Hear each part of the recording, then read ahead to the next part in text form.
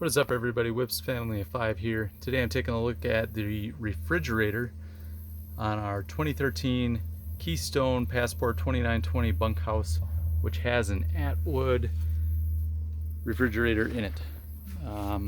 We were coming home on a long trip, 12 plus hours, and we had no gas operation, stopped working, and I didn't have the wherewithal to be able to do it out on the road, or the time. So we tried to put some food in coolers as best we could. Thankfully it was a trip home, so we didn't have too much. But anyway, I figured out the problem. First of all, there's this access panel on the outside. You rotate these outside brackets 90 degrees and then pull. That's kind of what that's not going to show up very good. Just rotate them 90 degrees, and then this whole panel will pull out, and you'll get at it. This was a big pain in the butt to get at. I'm just gonna call it like it is here. Keystone has a horrible design. You'll open it up, and this panel is down here, and there are 5 screws. 1, 2, 3, and one up in this corner, 4. And all of them, except for this one down here and possibly this one, are really hard to get at. This one down in the corner here, I had to use a vice grip basically to get it going. I also had the vice grip on this guy just to try to get it started. It was a big pain. I got it off.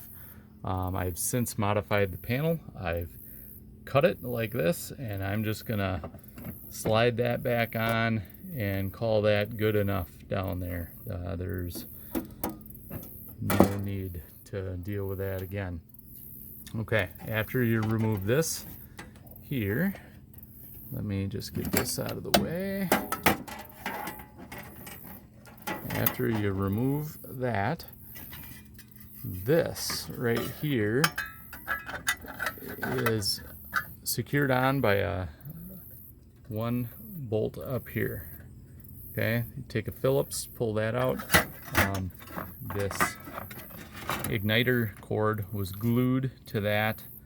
I don't think that's really necessary because it gets pinched into place right here between this and there. So I'm not going to worry about that putting it back together. So I pulled off that glue. The igniter you pull out by undoing this Phillips and then pulling this whole thing out.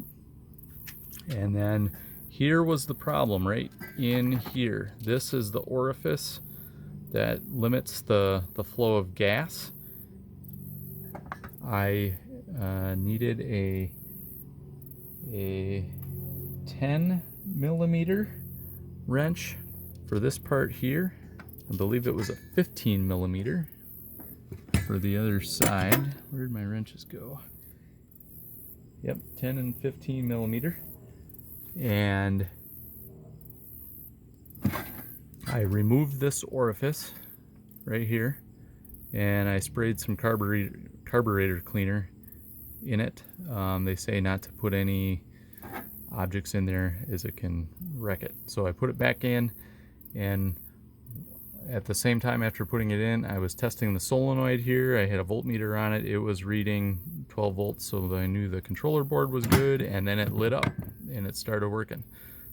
So one other thing that's happened to me in the past is the propane operation has not worked on this if your DC battery voltage is low.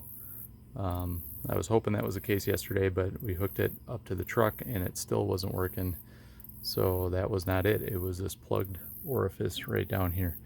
So shame on Keystone for this design, making it really hard to get at. But it's definitely doable, but it's a little bit of a pain. Hopefully this helps somebody. Please like and subscribe.